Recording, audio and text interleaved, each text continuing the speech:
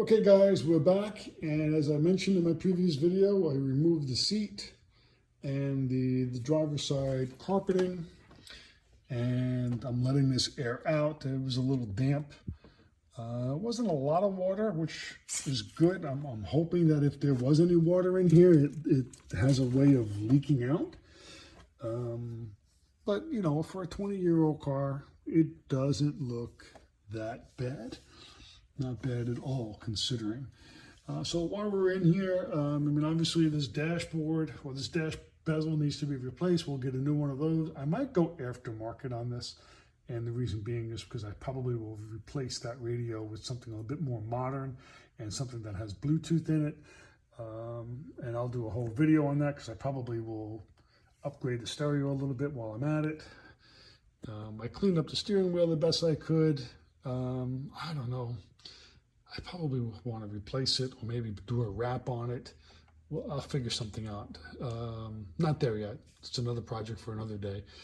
You know, we got a broken bezel here because the door is all fucked up. So we wiped down the dash halfway as much as we could reach. And if you look, you can't really see, but anyway, the car's pretty dirty. But you know, it's going to get clean, and that's the whole job here. We're going to clean it up and have a whole bunch of little projects that we have to do, and we'll do them little by little. But right now, cleaning is free.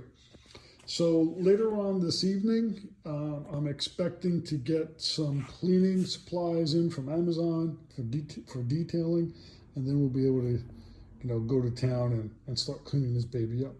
And then also, we're expecting some parts coming in from Amazon for the oil sensor unit, which is, by the way, right down in there because they cut a hole. So we'll take advantage of that and we'll get that on the way. All right, that's it for now. I'm going to work on the seat and do a video. All right, catch you guys later. And that's what she looks like right now.